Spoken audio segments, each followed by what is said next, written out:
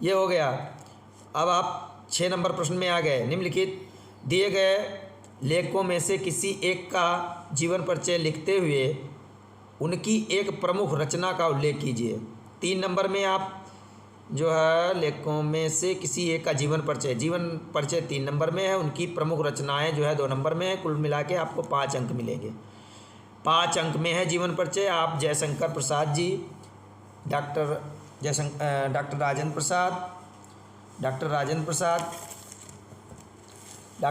प्रसाद, Jaishankar Prasad, number 2, number 3 Ramchandra Shukla.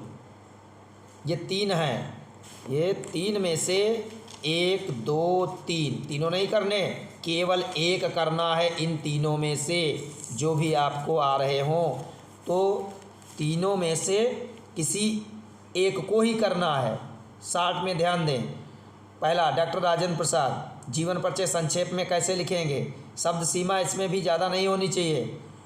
सीमित शब्दों में जीवन परिचय 2 पेज से ज़्यादा नहीं होना चाहिए। 2 पेज में अपनी बात रख लेंगे।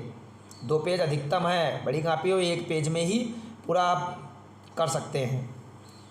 लेकिन ध्यान रहे इनकी कृतियों को भी लिखना होगा। तो डॉक्टर राजेंद्र प्रसाद का हम जीवन परिचय आपको संक्षेप में समझाते हुए चले, 60 में समझें। डॉक्टर राजेंद्र प्रसाद का जन्म 1884 ईस्वी में बिहार के छपरा जिले में जीरादेई नामक गांव में एक कायस्थ परिवार में हुआ था। इनके पिता का नाम महादेव सहाय था और इन्होंने कलकत्ता विश्वविद्यालय से बीए तथा अंग्रेजी विषय में लेकर एमए की परीक्षा प्रथम श्रेणी से उत्तीर्ण की। तत्पश्चात इसी कॉलेज जहां वो पढ़ते थे उसी कॉलेज में इसी कॉलेज से उन्होंने कलकत्ता से ही उसी कॉलेज में LLB तथा LLB।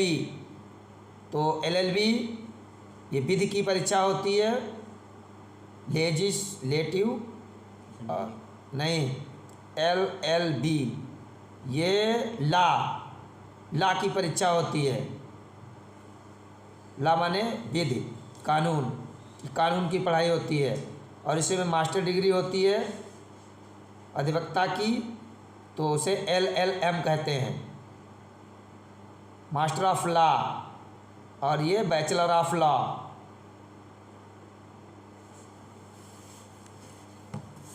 ये दोनों का फुल फॉर्म इस प्रकार से होगा, bachelor of legislative law LLB,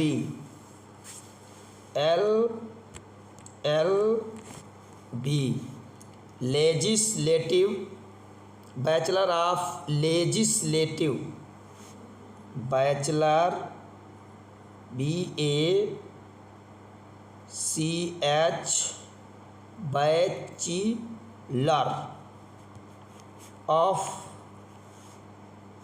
bachelor of, ध्यान दें, लेजिस्लेटिव,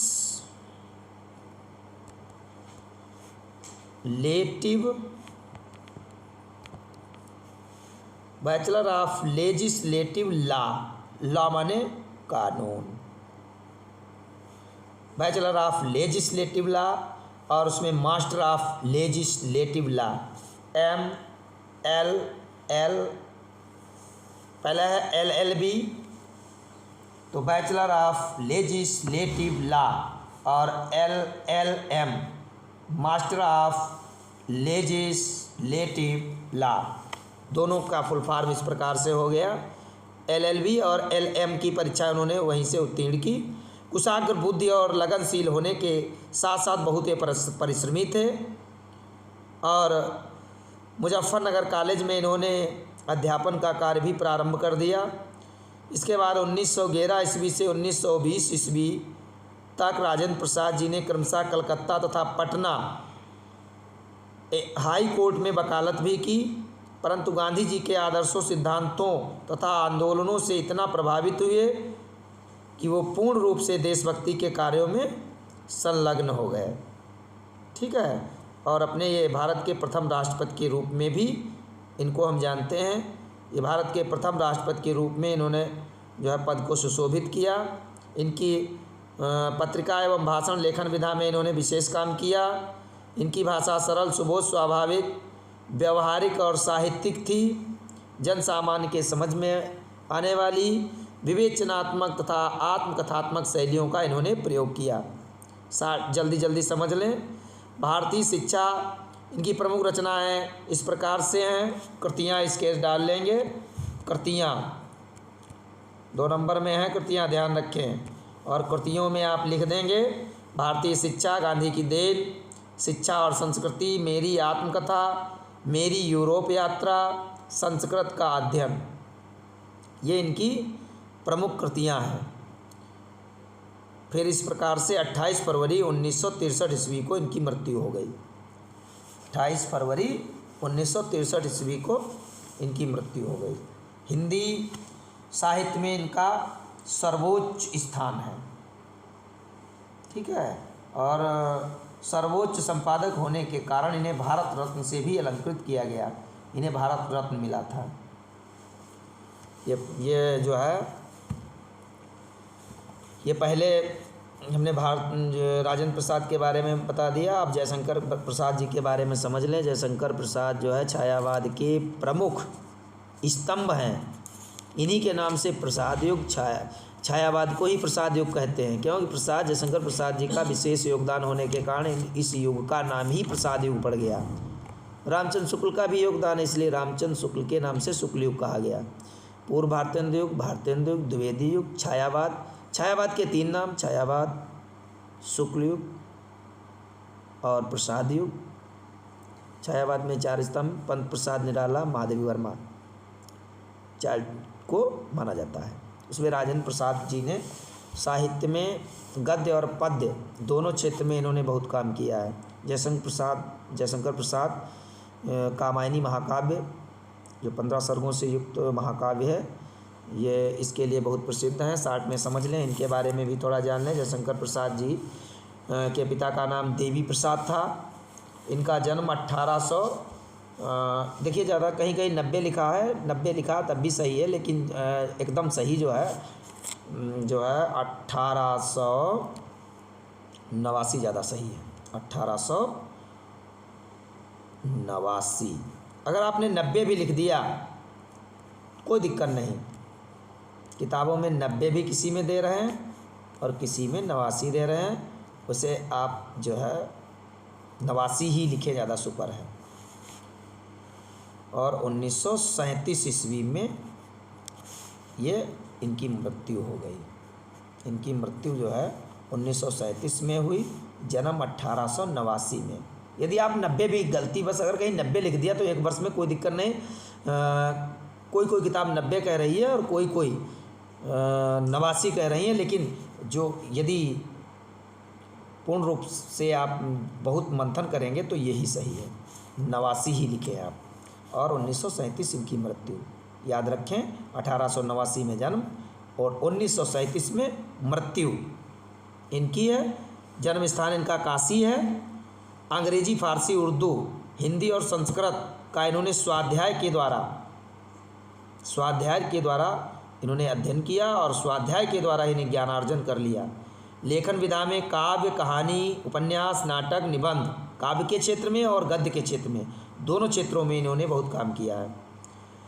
भाषा शैली इनकी विचार प्रधान है, और अनुसंधानात्मक है, इतिहास वृत्तात्मक है, भावनात्मक एवं चित्रोपम शैली का इन्होंने प्रयोग किया है। और इनकी प्रमुख रचनाएं, कृतियां जब डालेंगे तो कृतियों में इनकी रचनाएं भाई तमाम हैं।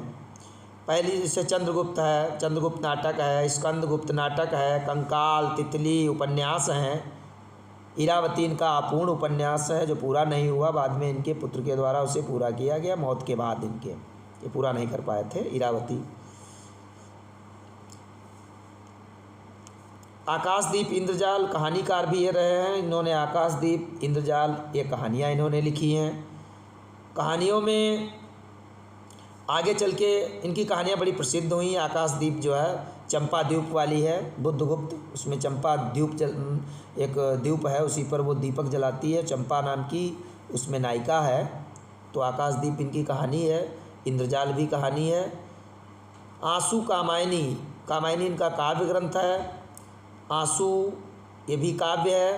प्रेम पथिक, आंसू, कामायनी ये काव्य हैं इनके। तो इनकी रचनाएं हैं और कामायनी में 15 सर्ग हैं। कामायनी के अंतर्गत श्रद्धा मनु की कहानी को वर्णित किया गया है। हम साइड में बताते चले, पूरी बात संपूर्ण जानकारी होनी चाहिए धीरे धीरे। प्रसाद जी के साहित्य के क्षेत्र में, नाटकों के क्षेत्र में उत्कृष्ट स्थान इन्हें प्राप्त हुआ और प्रसाद युग का प्रवर्तक इन्हें माना जाता है। जैसा कि हमने पहले बताया, प्रसाद युग के प्रणेता है। इस प्रकार से आप जयशंकर प्रसाद का जीवन परिचय वर्णित कर सकते हैं बड़ी सावधानी से। आचार्य रामचंद्र शुक्ल, जो पहले ही पाठ इन्होंने मित्रता लिखा है, आचार्य रामचंद्र शुक्ल जो इनका पहला ही पाठ है, इन्होंने मित्रता लिखा है, बहुत अच्छा है। हम लोगों का कैसे लोगों से मित्रता करनी चाहिए, कैसे की संगत करनी चाहिए, हमें क्या उचित क्या अनुचित है, सारी बात जो है रामचंद्र शुक्ल जी ने समझाने का प्रयास किया। रामचंद्र शुक्ल इतिहासकार, इतिहास इन्होंने लिखा, हिंदी साहित्य का इतिहास इन्होंने लिखा। अच्छे समालोचक, इतिहासकार, निबंधकार के रूप में रामचंद्र शुक्ल को हम जानते हैं। ध्यान रखें, निबंधकार, आलोचक, समालोचक, इतिहासकार के रूप में रामचंद्र शुक्ल को जानते हैं। उन्होंने आलोचना ग्रंथ लिखी हैं तमाम, और इन्होंने आदिकाल को वीरगाथा काल के नाम से, जो हम जानते हैं, वीरगाथा काल नाम जो दिया, आदिकाल को वीरगाथा काल नाम दिया। पूर्व मध्यकाल जो है उसे आदिकाल कहते हैं, और आदिकाल को इन्होंने वीरगाथा काल कहा। और फिर उत्तर मध्यकाल, जिसे जो है पहला आदिकाल, जिसे वीरगाथा काल के नाम से जानते हैं, रामचंद्र शुक्ल ने कहा। फिर है उसके बाद पूर्व मध्यकाल, जिसे जो है भक्ति काल के नाम से जानते हैं। फिर मध्यकाल, जिसे रीतिकाल के नाम से जानते हैं। उत्तर मध्यकाल, जिसे रीतिकाल के नाम से जानते हैं। ये सब हम काल के बारे में बताएंगे। वर्तमान काल, जिसे जो है आधुनिक काल कहते हैं। भक्ति काल का नाम, भक्ति काल को स्वर्ण युग रामचंद्र शुक्ल जी ने कहा है। तो रामचंद्र शुक्ल के बारे में हम आपको उनके जीवन परिचय पर भी साथ में प्रकाश डालते चलें, आप समझते जाइए। रामचंद्र शुक्ल जो है, उसे जीवन परिचय याद करने वाली चीज़ें आप लोगों को घर से याद कर लेना चाहिए, लेकिन फिर भी मेरा कर्तव्य बनता है कि मैं आपको इनके भी बारे में बता दूं। 1884 ईस्वी में इनका जन्म बस्ती जिले के अगौना नामक गांव में हुआ था। रामचंद्र शुक्ल का जन्म बस्ती जिले के अगौना नामक गांव में हुआ था। एक संभ्रांत परिवार में हुआ था, और इनके पिता का नाम चंद्रबली शुक्ल था, जो कानून गो थे, चंद्रबली शुक्ल। उनकी माता अत्यंत विदुषी और धार्मिक प्रवृत्ति की महिला थी। माता जी के व्यक्तित्व का इनके ऊपर गहरा प्रभाव पड़ा। शुक्ल जी ने हाई स्कूल की परीक्षा मिर्ज़ापुर ज़िले के मिशन स्कूल से उत्तीर्ण की। इंटरमीडिएट में आने पर उनकी बीच की शिक्षा ही छूट गई। कालांतर में उन्होंने मिर्ज़ापुर न्यायालय में नौकरी कर ली, परंतु स्वभाव के अनुकूल ना होने के कारण उन्होंने नौकरी छोड़ दी। ठीक है ना। काशी नागरी प्रचारणी सभा ने हिंदी शब्द सागर का संपादन करने में सहायता के लिए इन्हें आमंत्रित किया, और बाद में इन्हीं की नियुक्ति काशी विश्वविद्यालय में हिंदी अध्यापक के रूप में हो गई। यहीं पर रामचंद्र शुक्ल ने श्याम सुंदर दास के अवकाश प्राप्त ग्रहण करने के बाद हिंदी विभाग के अध्यक्ष पद पर भी ये नियुक्त हो गए। ये हिंदी विभाग के अध्यक्ष पद पर श्याम सुंदर दास जब वहाँ से निवृत्त हुए, तब ये उसी पद पर ये सुशोभित हो गए, और ये इस प्रकार से हिंदी के क्षेत्र में मदद करते हुए, हिंदी की शोभा बढ़ाते हुए, ऐसे दिव्य कीर्ति को फैलाने वाले ऐसे दीपक का अंत 1941 ईस्वी में हो गया। ठीक है, तो रामचंद्र शुक्ल के बारे में इस प्रकार से आप लिख सकते हैं, और इनकी कृतियों को निम्न प्रकार से आप वर्णित कर सकते हैं। प्रथम प्रमुख रचनाओं में चिंतामणि निबंध संग्रह है, विचार वीथी निबंध है, ये भी निबंध संग्रह है। चिंतामणि विचार वीथी निबंध संग्रह है। रस मीमांसा त्रिवेणी आलोचना ग्रंथ हैं। रस मीमांसा त्रिवेणी ये आलोचना ग्रंथ हैं। अभिमन्यु वध खंडकाव्य है। 11 वर्ष का समय कहानी है। हिंदी साहित्य का इतिहास हिंदी साहित्य का इतिहास, इन्होंने इतिहास ग्रंथ भी लिखा है। और हिंदी साहित्य में निबंधकार, अनुवादक, आलोचक, संपादक के रूप में ये सदा ही स्मरणीय रहेंगे। इस प्रकार से रामचंद्र शुक्ल का मैंने तीनों लोगों का बता दिया, किसी एक का आपको करना होगा, ध्यान दें। अब आपको छठा प्रश्न है, ये भी 5 नंबर में है। दिए गए कवियों में से किसी एक का जीवन परिचय देते हुए अपनी एक प्रमुख रचना का उल्लेख कीजिए। देखो, इनमें एक प्रमुख रचना ही लिखनी है, बड़ा सरल हो गया है। गोस्वामी तुलसीदास, तुलसीदास के बारे में सबको ही पता होगा। तुलसीदास के बारे में पता ही है, इनका जन्म 1532 ईस्वी को हुआ था और 1623 गोस्वामी तुलसीदास 1532 बांदा जिले के राजापुर गांव में इनका जन्म, तुलसीदास जी का जो जन्म है वो बांदा जिला पड़ता है और बांदा जिला के राजापुर गांव में 1532 ईस्वी को इनका जन्म हुआ था। 1532। और ये राम भक्ति शाखा के प्रमुख कवि हैं। इन्होंने राम की भक्ति की है, इन्होंने राम की भक्ति की है। और 1623 ईस्वी में इनकी मौत हो गई। देखिए, संवत और सन समझ लें। यदि संवत है, अगर संवत में कहीं लिखना है, संवत बड़ा भाई है, 57 वर्ष आगे आगे चलता है। यदि संवत से 57 वर्ष माइनस कर दें, सन बन जाएगा। सन छोटा भाई है, ये संवत से पीछे चलता है 57 वर्ष। कितने वर्ष? 57 वर्ष। अब तुलसीदास का जन्म 1532 है। 1532, 57 वर्ष जोड़ देंगे, संवत बन जाएगा, क्योंकि सन छोटा है और उसमें अगर 57 वर्ष जोड़ें संवत बन जाएगा। 7 2 9 और 5 3 8, 1589 संवत हो जाएगा। इनका संवत जो है वो 1589 हो जाएगा। कई इनमें मत हैं, लेकिन ज़्यादातर सही जो है 1532 है, ये सन है। आप सन में याद करें तो 1554 विषय कालिंदी के तीर, श्रावण शुक्ला सप्तमी तुलसी धर्यो शरीर। 1554, कुछ लोग इनका जन्म 1554 मानते हैं। संवत 1554, कुछ लोग इनका जन्म 1554 मानते हैं। सब अलग अलग इनको मानते हैं। कुछ लोग इनका जन्म 1589, संवत 1589 मानते हैं। तो 1589 वाला ज़्यादा सही है, 1589। और इसमें सन में जाएंगे तो ये जो है 1532 बचेगा। ये सर्वमान्य है, ज़्यादातर इसे मानते हैं लोग, ध्यान रखें। तुलसीदास के पिता का नाम आत्मा राम दुबे, माता का नाम हुलसी था। अवधी और ब्रजभाषा दोनों में इन्होंने रचनाएं की। पहले रामचरितमानस अवधी में लिखी है और उसके बाद में इनको रहीमदास जी जब मिले हैं तो उन्होंने कहा, कन्हैया की भक्ति उन्होंने वो करते थे, तो उन्होंने कहा ऐसा करो आप ब्रज में भी कुछ लिखें। तब इन्होंने ब्रजभाषा में कृष्ण गीतावली, विनय पत्रिका, ये ब्रजभाषा में रचनाएं की हैं। तो ब्रजभाषा में हनुमान जी हाँ इनकी रचना की। और इनको मिले कैसे? रहीम जी मुस्लिम थे, लेकिन ये वो इनको बहुत मानते थे, दोस्ती थी दोनों लोगों की, ये समकालीन थे।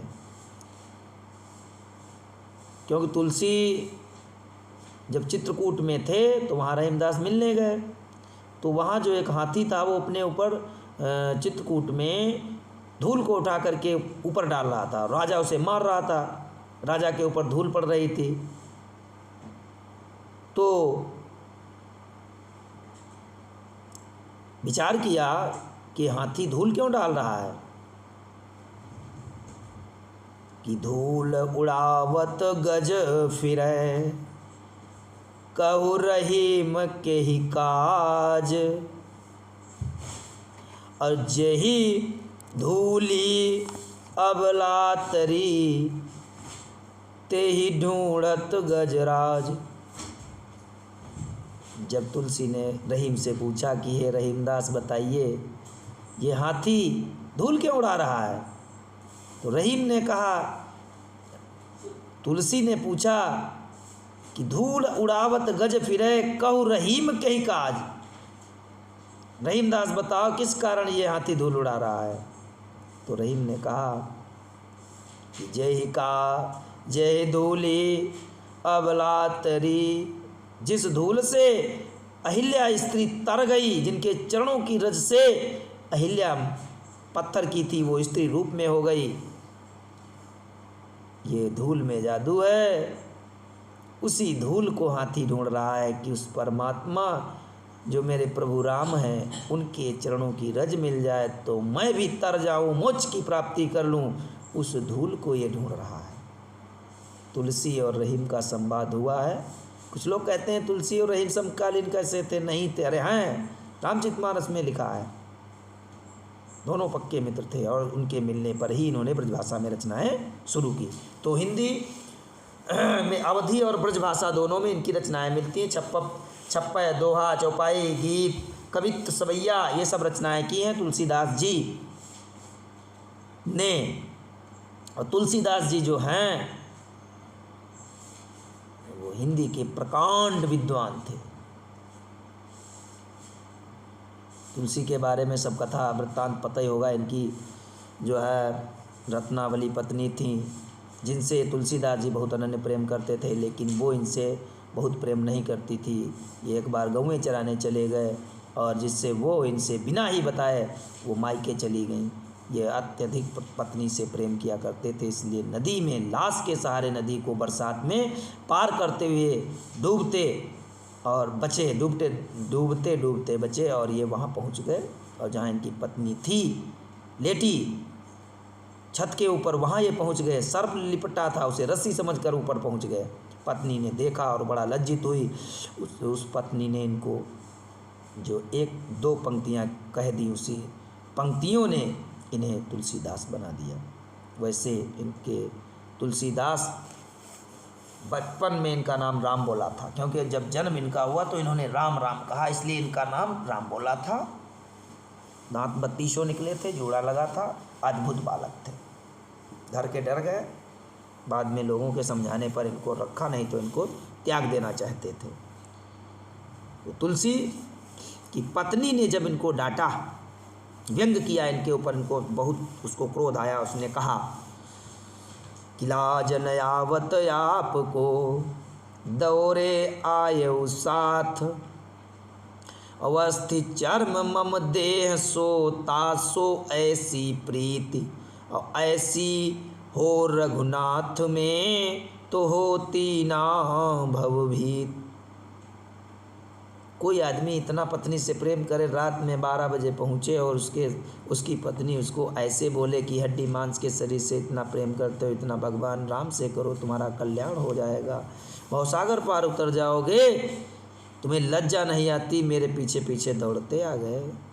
ये बात सुन करके उनको ना खराब लगा, तुरंत वापस हुए और जा कर के सीधे घर से वो सीधे चित्रकूट चले गए और इन्होंने नरहरिदास को अपना गुरु बना लिया और वहीं जा कर के सत्संगति के द्वारा इन्होंने जो है ज्ञान प्राप्त किया और चित्रकूट में निवास करके परमात्मन मर्यादा पुरुषोत्तम भगवान श्री राम के चरित्र का अध्ययन किया और बाद में उन्होंने रामचरितमानस जैसे सर्वमान्य ग्रंथ की रचना की, जो जिसने भगवान श्री राम के मर्यादा पुरुषोत्तम श्री राम के चरित्र का इतना सुंदर इन्होंने वर्णन किया है जो पूरे विश्व के अंदर सराहनीय है। इस प्रकार से 1532 बांदा जिले के राजापुर गांव में इनका जन्म और बाद में 1623 में तुलसीदास जी की मृत्यु। इस प्रकार से कथा रूप में आप लोग समझ लीजिए। रचनाओं में रामचरितमानस महाकाव्य, 8 कांडों को भी बताएं। तो समय बहुत हो जाएगा, इतना डीपली हाई स्कूल में नहीं पूछा जाएगा। चलो हम कांड फिर अगली कहीं वीडियो दूसरी बना के आपको बता देंगे साथ। तो इस प्रकार से तुलसीदास जो है 1623 ईस्वी में स्वर्ग सिधार गए। उनकी रचनाएं रामचरितमानस, रामलला नेहचू, विनय पत्रिका, कृष्ण गीतावली, दोहावली, विनय पत्रिका, हनुमानाष्टक, हनुमान बाहुक। इनके एक बार भुजा में दर्द हुई तो इन्होंने हनुमान बाहुक रचना की और उसको पढ़ा, उससे इनकी भुजा की दर्द ठीक हो गई। ठीक है, आपको हमने पूरी कथा बता दी है, इसको इतना नहीं लिखना, इनको जो है 60 में लिखना है।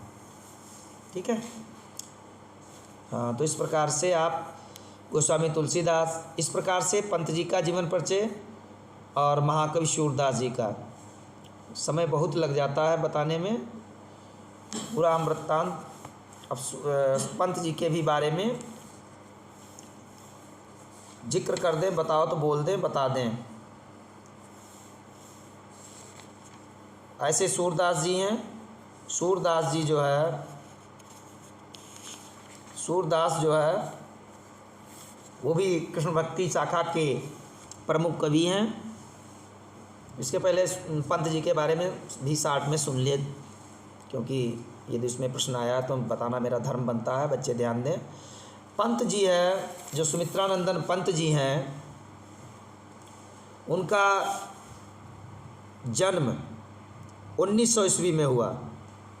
सीधा सीधा है 1900, याद रखिए। पंत जी का जन्म 1900 ईस्वी में हुआ। इनके पिता का नाम पंडित गंगादत्त पंत था। कौसानी ग्राम जो है जिला अल्मोड़ा है, जिला अल्मोड़ा में कौसानी गांव में इनका जन्म हुआ था। शिक्षा ये इंटरमीडिएट तक ही किए थे। भाषा इनकी खड़ी बोली, चित्रामय अर्थात चित्रोपम शैली और संगीतात्मक 2 शैलियों का इन्होंने प्रयोग किया है। वीणा, पल्लव, शिल्पी, युगमाणी, उत्तरा, लोकायतन, वाणी, कला और बूढ़ा चांद। ठीक है, ये पंत जी की प्रमुख रचनाएं हैं, कला और बूढ़ा चांद। ये सुमित्रानंदन पंत को प्रकृति का सुकुमार कवि कहते हैं, ध्यान रखें। इन्होंने प्रकृति का ज़्यादातर वर्णन किया है, प्रकृति का। ठीक है। चिदंबरा पंत जी की रचना है, जिस रचना पर इन्हें ज्ञानपीठ पुरस्कार मिला है, चिदंबरा पर। ध्यान रखें। इस प्रकार से ये साहित्यकार साहित्य की सेवा करते करते 1900 में जन्म, 1977 ईस्वी में इनकी मृत्यु हो जाती है। 1977 ईस्वी में इनकी मृत्यु हो गई। हिंदी काव्य में नवीन विचार और नई काव्यधारा का परिचय कराने वाले पंत जी हिंदी साहित्य काव्य में श्रेष्ठ स्थान प्राप्त करते हैं। ठीक है। इसके बाद में महान कवि सूरदास के बारे में आप लोग ध्यान दें। सूरदास जी जो हैं वो भक्ति काल जो है, भक्ति काल में जो सगुण मार्गी भक्ति है और सगुण मार्गी भक्ति में जो कृष्ण भक्ति है, भगवान कन्हैया की जो भक्ति है, उस कृष्ण भक्ति के ये प्रमुख कवि हैं। इन्होंने कृष्ण के बाल रूप का जैसा वर्णन किया है ऐसा कोई नहीं कर पाया। भगवान कन्हैया के बाल बचपन का वर्णन, छोटे से कन्हैया छोटो मोटो लरी का फरीक मेरे खोली गो, दूध ढरकाई गो, दही मेरे खाई गो, घर सूनो कर दीनो, यशोदा तेरे लाल ने माटी खाई। भगवान कन्हैया ने कई पंक्तियाँ लिखी। काग की भाग बड़े सजनी, हरि हाथ से ले गयो माखन रोटी, धन्य है सूर। क्या बताया जाए। सूर सूर सूर तो सूर ही है, भक्ति काल के सूर्य हैं।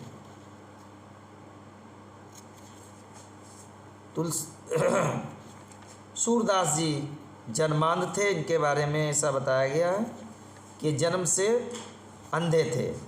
कुछ लोग कहते हैं कि जन्मांध व्यक्ति ऐसा वर्णन कर ही नहीं सकता जैसा उन्होंने वर्णन किया है। नक्सिक वर्णन किया है, नायक नायिका भेद का वर्णन किया, कन्हैया का वर्णन किया, श्रृंगार और वात्सल्य दोनों का जैसा वर्णन किया वैसा बिना आँखों वाला कर ही नहीं सकता। ऐसा मानते कुछ लोग कि बाद में इन्होंने अपने एक बार नाराज होकर के उन्होंने राड से अपनी आंखें फोड़ ली थी, ऐसा मानते हैं। लेकिन अधिकांश जगह मैंने पढ़ा है जहाँ तक कि ये जन्मांध थे। महाकवि सूरदास जी का जन्म रुनकता नामक गांव में, जो आगरा के निकट, आगरा से मथुरा जाने वाली सड़क के किनारे रुनकता नामक गांव में इनका जन्म हुआ था 1478 ईस्वी में।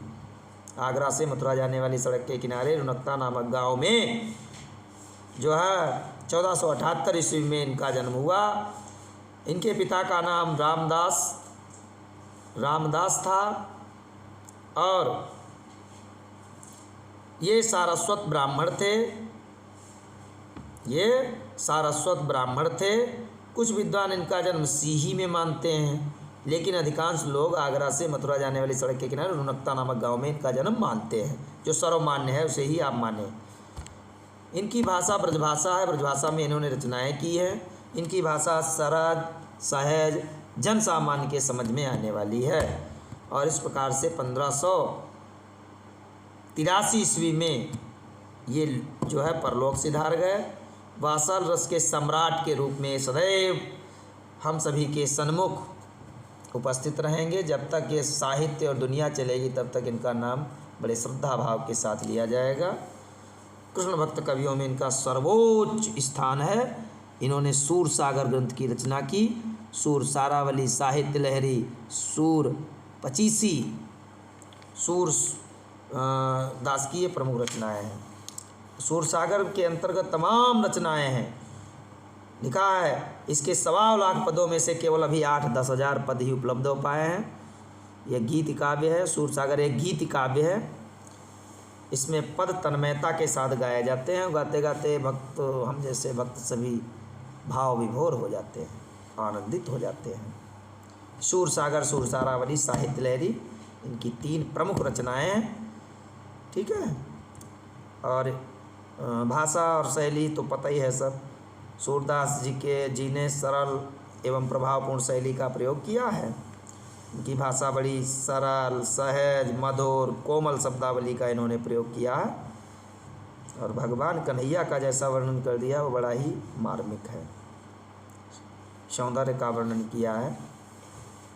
किलकत कान घुटुरुअन आवत, मणिमय कनक नंद के आंगन, बिंब पकड़ी बै धावत। इस प्रकार से बड़े ही सुंदर इन्होंने काव्य पंक्तियों को वर्णित किया है, लिखा है। ध्यान दें। तो इस प्रकार से अब निम्नलिखित पुस्तक में कंठस्थ एक श्लोक, आपको एक श्लोक लिखना है, याद कर लेना है। जो इस प्रश्न पत्र में ना आया हो 2-3 याद कर लो, और 2-3 में से कोई न कोई। सर्वे भवन्तु सुखिनः, सर्वे सन्तु निरामयाः, सर्वे भद्राणि पश्यन्ति मा कश्चित् दुःख भाग् भवेत्।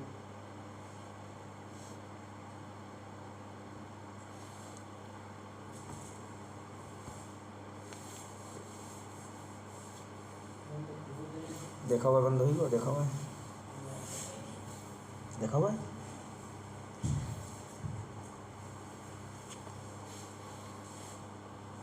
खांडवा कहाँ गए?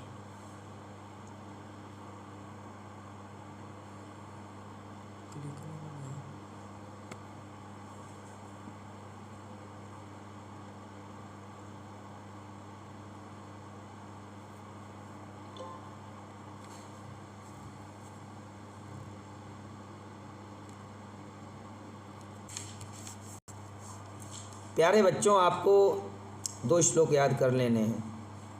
सर्वे भवन्तु सुखिनः, सर्वे सन्तु निरामयाः, सर्वे भद्राणि पश्यन्ति मा कश्चित् दुःख भाग् भवेत्। या मंगलम मरणम यत्र विभूतिश्च विभूषणम। ये वाला याद कर लेना। ठीक है।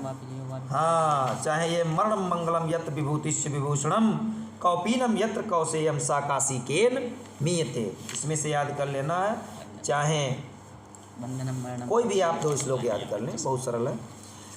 फिर है आपको भारतीय संस्कृते मूलम किम अस्ति। विश्वस्य, ध्यान दें, विश्वस्य सृष्टा ईश्वरः एकः इति भारतीय संस्कृते मूलम अस्ति। भारतीय संस्कृत का मूल क्या है? तो सारे संसार का ईश्वर एक है, ये भारतीय संस्कृत का मूल है। दूसरा प्रश्न है पूर्व राजा का आसीत। पूर्व राजा एका भारत वीरः आसीत।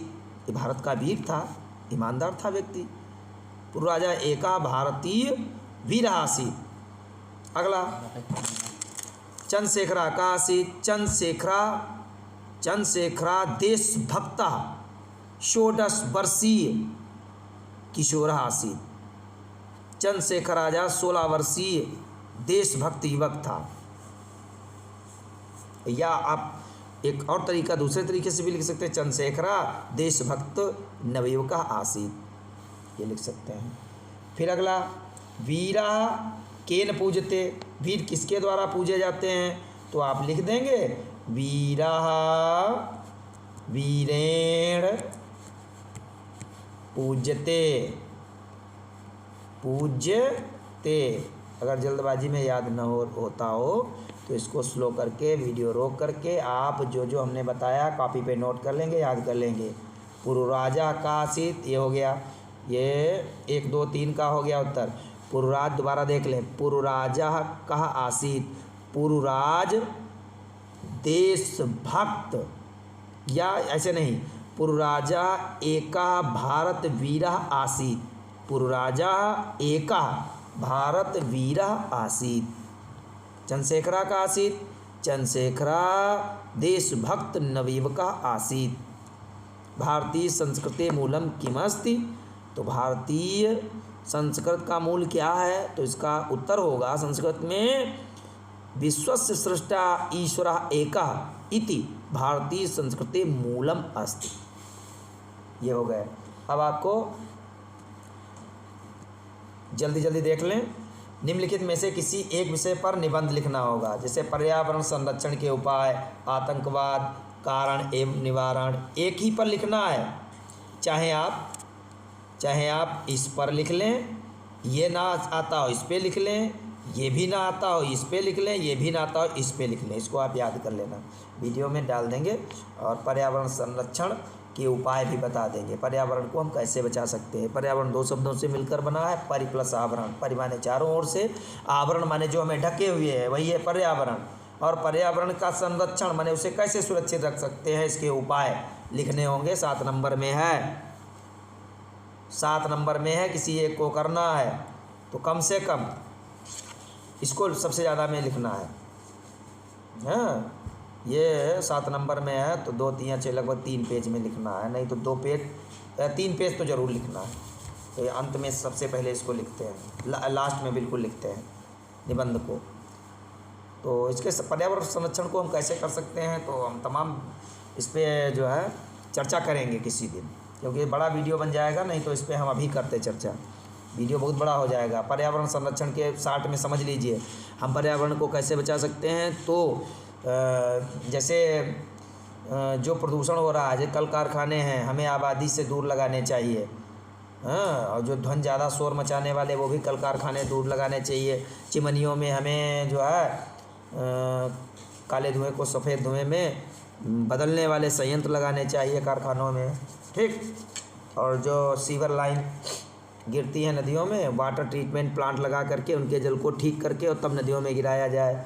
ढलान के क्षेत्रों में हमें मूत्र का त्याग नहीं करना चाहिए, बरसात के ऋतु में विशेषकर, नहीं तो वो सब घुल करके नदियों में जाएगा, नदियों का पानी खराब होगा, पर्यावरण खराब हो जाएगा, ठीक है। और कीटनाशकों का बरसात के ऋतु में बहुत कम उपयोग करना चाहिए, जहरीले कीटनाशकों का प्रयोग नहीं करना चाहिए। फसलों में जो कीटनाशक डालते हैं वो घुल करके बरसात में नदियों के माध्यम से, बरसात में जल की धार जिधर को जाती है तो नदियों में चला जाता है वो पानी, जिससे मछलियाँ मर जाती हैं, जीव जंतु खत्म हो जाते हैं, पानी प्रदूषित हो जाता है। तो इस प्रकार से पर्यावरण खराब हो जाता है, ठीक है। तमाम और तरीके भी हैं, तमाम बहुत विधियाँ हैं, इस पर हम किसी दिन विशेष एक पूरा वीडियो बना के हाई स्कूल में डाल देंगे, उसको पढ़ लेना, कायदे से बहुत सरल है। और किसी दिन हम इस पर जो है चर्चा कर लेंगे।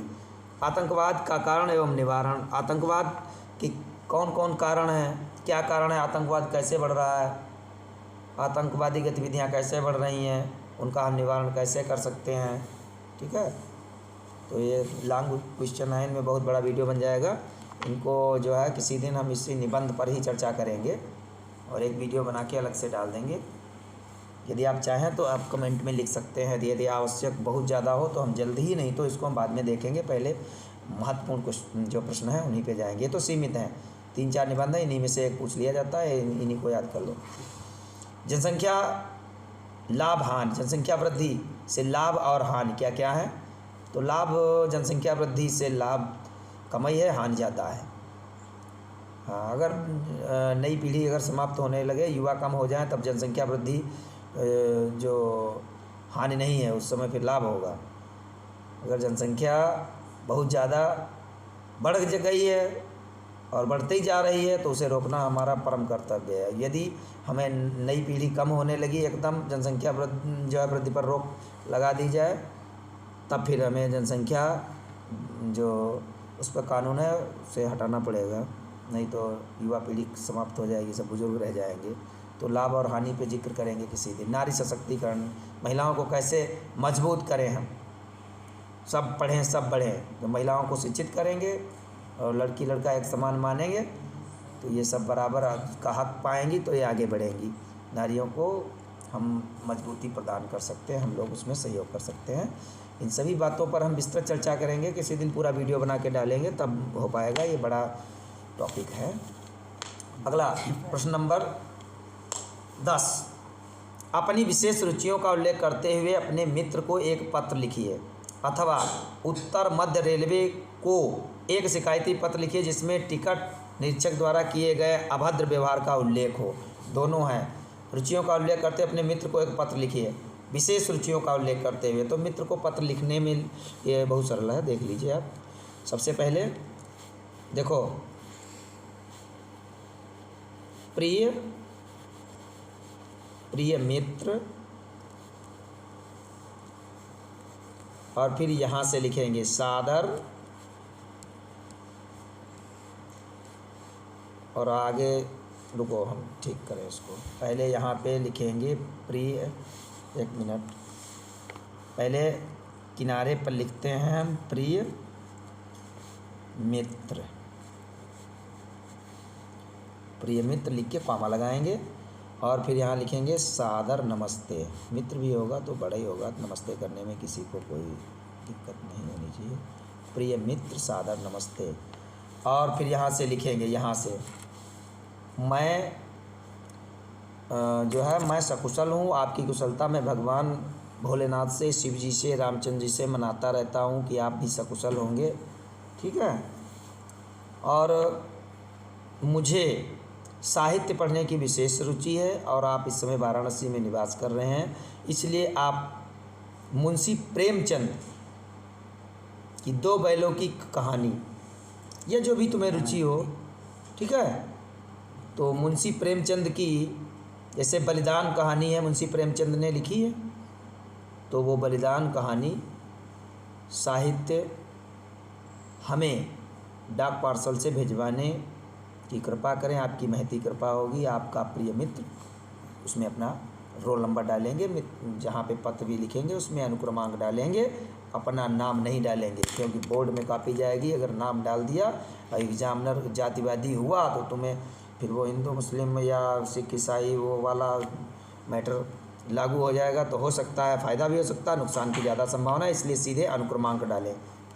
ठीक, तो इस प्रकार से यही तरीका है। पहले प्रिय मित्र लिखेंगे, उसके बाद में नीचे करके कामा करके सादर नमस्ते, फिर अपनी पूरी बात लिखेंगे, लास्ट में लिखेंगे आपका प्रिय मित्र, और नीचे जो है पूरा लिख देंगे रोल नंबर, इस प्रकार से। और फिर इधर लिखेंगे प्रेषक और उधर लिखेंगे जो है सेवा में जिसको भेजना है उसका एड्रेस लिख देंगे। ठीक है, वो वहीं पहुंच जाएगा। प्रेषक अपना नाम डाल देंगे, और जिस मित्र को लिख रहे हैं तो वहाँ यहाँ पर कॉलम ऐसे है, देखो ये यहाँ पर उसका जो है मित्र का नाम, एड्रेस या गली वली नंबर जो भी हो यहाँ पे लिख देंगे, और उस मित्र के बारे में पूरा लिख देंगे, नीचे अपना लिख देंगे। ठीक है, ये हो जाएगा। और उसको अगर लिफाफे में पैक करते हैं तो सबसे पहले उसमें लिखेंगे सेवा में, और फिर उस मित्र का पूरा एड्रेस और गली नंबर वो सब डाल देंगे, और फिर तिरछा करके ऐसे प्रेषक लिख देंगे। प्रेषक अगर लिखें तो, लेकिन परीक्षा में नहीं करना, परीक्षा में मित्र का यहाँ पे एड्रेस डाल करके मित्र के बारे में पूरा लिख के अपना नीचे नाम डाल देना, बस हो गया। ठीक, तो इस प्रकार से आज की वीडियो में जो है यहीं तक। जय जय श्री सीताराम। नमस्कार। प्रिय छात्रों, आराम से देखें, ज्ञानार्जन करें, और थैंक्स।